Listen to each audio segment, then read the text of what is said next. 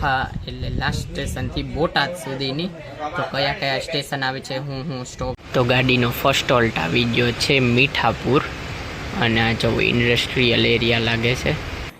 ટુવાલ ઢાંકીને સપરે છે. વાહ ભાઈ વાહ. અરે વાહ પણ ગોલ આવ્યો ચાલુ થાય લો.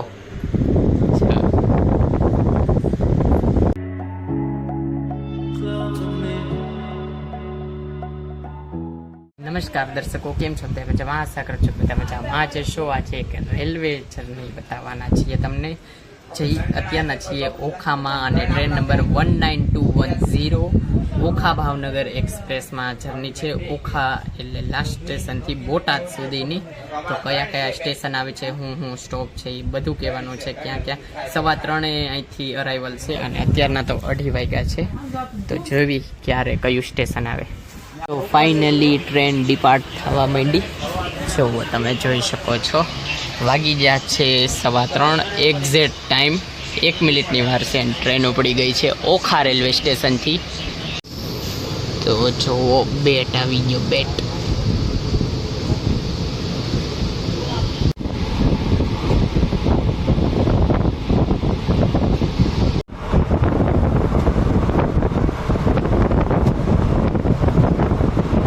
તો ગાડીનો ફર્સ્ટ હોલ્ટ આવી ગયો છે મીઠાપુર અને આ જો ઇન્ડસ્ટ્રીયલ એરિયા લાગે છે, મોટી ફેક્ટરી છે.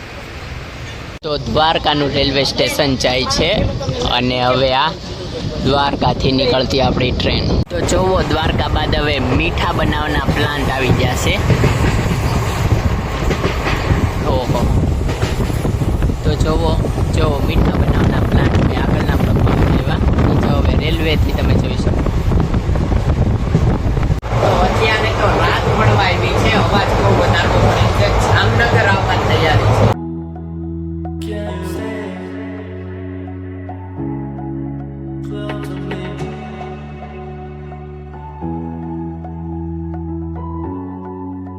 તો રાત પડી ગઈ છે સાવ ને અત્યારે જામનગરમાં બસ ઉપર ટ્રેન ઊભી છે.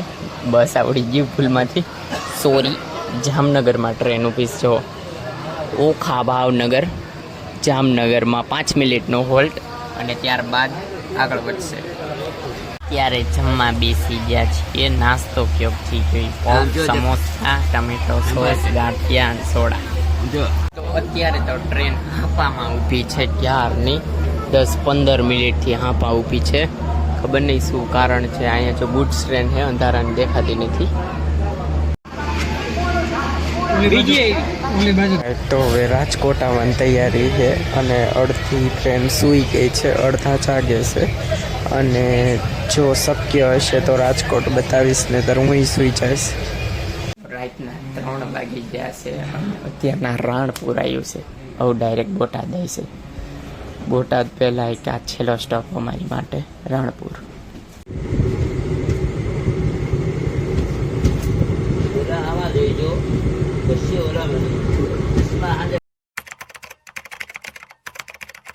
તો બોટાદ તો કાલ સાંજે ઉતરી જાય એટલે આજ સાંજે 3 વાગે અને પછી આવીને સૂઈ ગયા. તો જાગી ગયા, નાઈ લીધું ને અત્યારના વાગી ગયા છે 5:30 સમથિંગ. મારા મમ્મી ધોબી બની ગયા છે. જો આટલા બધા કપડાં ધોજો,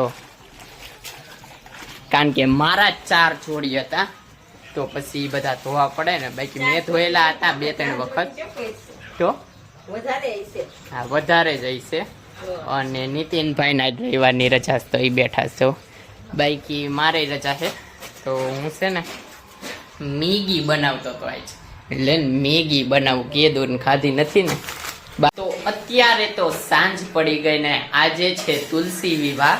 તો જો મમ્મીએ ઘી મૂકી દીધું ને બનાવે છે શું ખબર, શેરો બનાવે છે એટલે ભોગ લગાડી શકાય. અને તુલસી વિવાહને દિવસે આજે જો મંદિરમાં થોડુંક એડ કરી દીધું. દ્વારકા ગયા હતા તો ત્યાંથી શું લાયા. દ્વારકાથી જો શંખ લાવ્યા છીએ મસ્તનો, જો નાનો એવો શંખ. અને ત્યારબાદ લાવ્યા છીએ આ ભાગવદ્ ગીતા. અમને સંઘ તરફથી બધાને ભેટ મળી અને એવી ભાગવદ્ ગીતા. અને આ જો દ્વારિકાધીશજીની એક ફ્રેમ લાવ્યા છીએ મસ્ત તો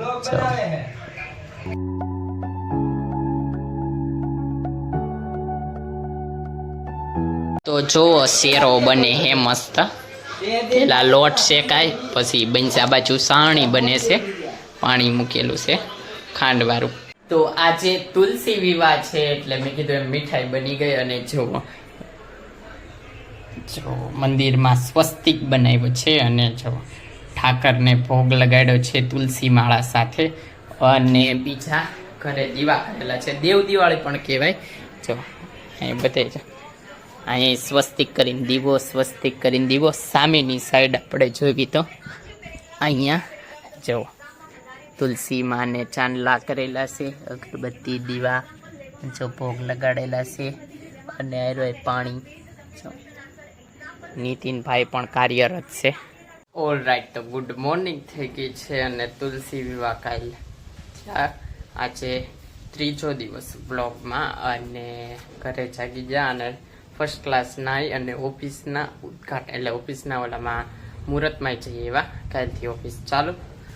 અને અત્યારે જો આ જોડીમાં બીજી વખત આ બ્લોગ બને છે. પહેલી વખતમાં મને છોકરાના લગ્નમાં બન્યો હતો, તે પછી આ બીજી વખત પહેરીશ જોડી. એ પછી ત્યારે એક વખત નથી પહેરી એટલે બીજી વખત.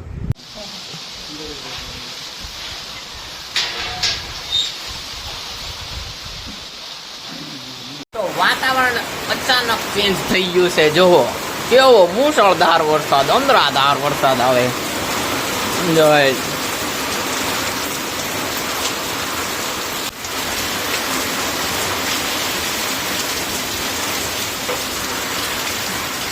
ત્યારે તો 6:30 થઈ ગયા અને મમ્મી ઘરે આવતા રહ્યા છે. જો અને એક સરપ્રાઈઝ છે. શું છે? જો શું એ છે? ના ના, ખોલો જ ખરા. એ ટુવાલ ઢાંકીને સરપ્રાઈઝ. વાહ ભાઈ વાહ. અરે વાહ, પંખો લાવ્યો. ક્યાં રાખવા લાવ્યા? મેં કીધું ઓલી નાની પંખોડી લાવશે. ના ના, આમ દિવાલમાં ફિટ. One day later.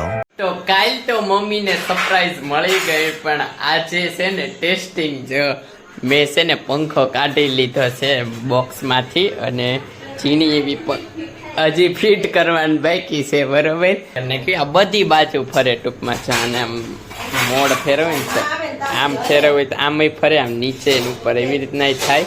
અને આમ ફેરવે ને આમ ગોળાઈ ફરે. અને જો ચાલુ કર્યું આપણે, અહીંથી ચાલુ થાય. લો મસ્ત ઠંડો ઠંડો પવન આવે છે ભાઈ. અને અહીંથી મોડ ફેરવાય તો પછી ઈથી વધુ અને ઈથી વધુ ખુલે પાસ. જો લોમાં લઈ લીધું, કરી દીધું બંધ. ટૂંકમાં એ પંખાને છે ને આ સાઈડ કેક ફિટ કરવો છે, આ બારી સાઈડ કે આ સાઈડ. એટલે આમ ડાયરેક્ટ મમ્મી અહીંયા ઊભા ઊભા રસોઈ બનાવતા હોય તો એમને ડાયરેક્ટ ફેસ ઉપર પવન આવે, કારણ કે એમને બહુ ગરમી થાય છે. બાકી નહીતર ગેસને જો ઉપર સીલિંગ ફેન લગાડે તો ગેસને બધાને થોડોક પવન લાગે. એટલે એ નથી કર્યું. પંખી તો ઘરે આવતી રહે, હવે એને અટેચ ક્યારે કરશું કાંઈ નક્કી નથી. અને આ બ્લોગમાં તમે જોયું કે ટ્રેન નંબર અમે કવર કર્યો 19210 ઓખાથી ભાવનગર ચાલે એ. અને 445 કિલોમીટરની જર્ની કવર કરી બોટાદ સુધીની. ટૂંકમાં હવે આ બ્લોગને અમે એડ કરી દેવી. જો તમને આ બ્લોગ ગમ્યો તો લાઈક કરજો, શેર કરજો અને મારી ચેનલને સબસ્ક્રાઈબ કરજો. તો મળ્યા આગળના બ્લોગમાં. જ્યાં સુધી બાય. અને હા, ખાવાનું પીવાનું મજાની લાઈફ. Bye bye.